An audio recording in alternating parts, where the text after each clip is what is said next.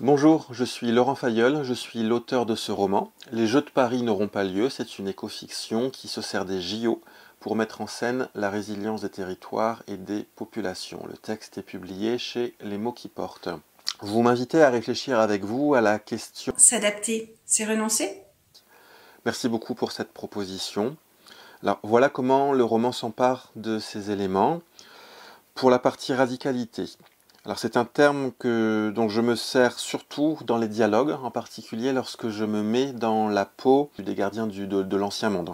Il s'agit alors pour moi de rester fidèle à la rhétorique de dénigrement qu'on retrouve notamment chez les hommes de pouvoir qui qualifient à tour de bras toute action écologiste d'action menée par des écoterroristes. Pour la partie adaptation, ici, il y a beaucoup d'occurrences, des occurrences avec des situations d'ajustement, ajustement à des contraintes, contraintes physiques, technologiques, réglementaires, contraintes optiques également. Et c'est donc là une adaptation qui s'effectue après coup.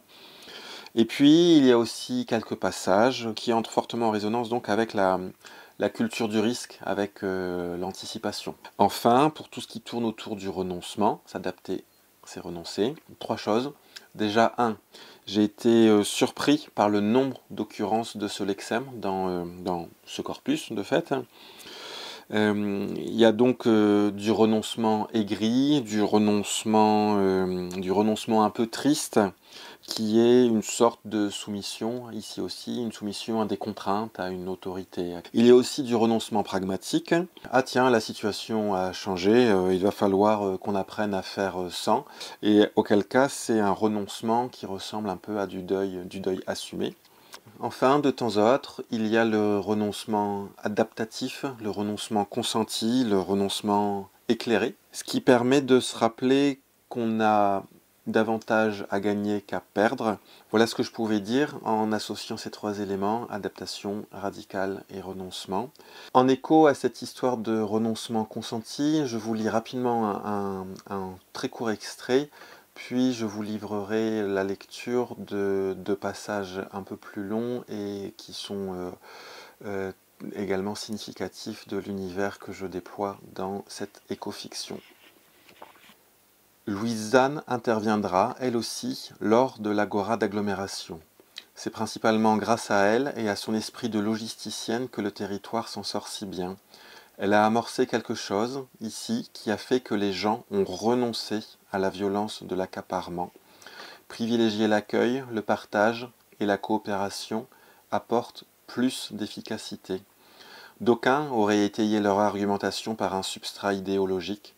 Louise-Anne, elle, s'est contentée d'expliquer pourquoi la coopération était la façon la plus efficiente de s'en sortir, avec des histoires de flux, de ressources, de stock, de gestion et d'optimisation, sans chercher à apporter une quelconque morale ni l'ombre d'une éthique, et encore moins le soupçon d'un parti pris. Juste des faits, tout le monde a adhéré. On ne va pas se mentir. Avant, en dépit de l'effervescence liée à l'arrivée des Jeux Olympiques, le monde, c'était quand même déjà un peu le bordel. Pendant, ça a été la merde puissance 1000. Maintenant qu'on est dans l'après, maintenant, c'est l'intranquillité. C'est rempli de vide comme de potentialité. Il devrait y avoir de quoi s'enthousiasmer à l'idée que l'on va pouvoir reconstruire. Il y a plutôt de quoi désespérer tant tout est dévasté. On en est arrivé à cette situation en cumulant les heurts et les malheurs, une longue glissade vers l'inconnu, sans réelle possibilité de marquer de rupture entre l'avant et l'après, sans réelle possibilité de savoir ce que sera cet après. Personne n'a été épargné et finalement le monde dans son ensemble est devenu un chaos sans nom. Ou alors, s'il faut vraiment donner un nom, appelons cela l'effondrement. C'est la chute de l'Empire romain, la perte de la civilisation maya, la disparition des Vikings, l'oubli des Mohicans. Ce qui se rapproche le plus de la fin des haricots, en somme. C'est la fin de la télé et de la 5G. Les supermarchés ne sont plus approvisionnés. Les gens troquent des boîtes de conserve contre un litre de gasoil. D'autres échangent une heure de sexe avec leurs enfants contre des aliments. Les suicides se multiplient, les animaux de compagnie retournent à l'état sauvage, les croyants perdent la foi, les païens trouvent la grâce. Vos voisins se disent que chez vous, en fin de compte, c'est peut-être chez eux. Et puis c'est aussi la fin des usines, des services publics, du ramassage des déchets, du traitement des eaux usées, de la police, de la justice et de l'autorité. Il y avait un autre extrait que j'avais envie de vous lire, chapitre 84. Il y a quelques années de cela, Martin a participé à une rencontre avec différents représentants des mouvements de l'écologie libertaire. Il était alors étudiant sur le campus réputé plutôt gauchiste de la faculté des sciences humaines de Lille. Son directeur de recherche faisait partie du comité de pilotage de cet événement, ce truc improbable, à mi-chemin entre un jamboree communard et une université des possibles. Le programme, il s'en souvient, avait été particulièrement chargé. Conférences, amour libre, séances de méditation, amour libre, préparation à la révolution, amour libre, concert de musique végétale, amour libre, dégustation d'hallucinogènes naturels, amour libre, session de vidange des toilettes sèches, douche solaire et amour libre. En marge de ces journées studieuses et pleines de joie, Martin garde aussi en mémoire une baston entre un vegan et un punk sur fond d'amour imposé qui a gâché l'esprit festif. Mais ce qui l'a le plus marqué, assurément, c'est le temps fort autour d'un vieux briscard de l'anarchie à l'américaine. Le gars était une sorte de légende dans le milieu. Il en jouait quelque peu, il forçait son accent du Texas, ce qui était tout de même un peu ridicule vu qu'il était de Toronto et que tout le monde le savait. Un extrait de cette conférence est resté gravé en lui. Le plus dur, ce n'est pas de mourir, c'est de voir les camarades tomber et de survivre à ses amis. Sur le moment, Martin s'est dit que tous ces gens étaient un chouïa dépressif et ferait mieux de se rendre au stand juste à côté, où l'on apprenait à reconnaître les herbes médicinales et à se shooter au champi. Mais aujourd'hui, ces paroles trouvent une violente résonance avec ce qu'il vient de vivre.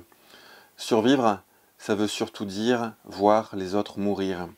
Il pense à ça alors qu'il est dans sa chambre d'hôtel, en compagnie d'une fille qui n'est pas la sienne et qu'il s'apprête à quitter la ville de Lille.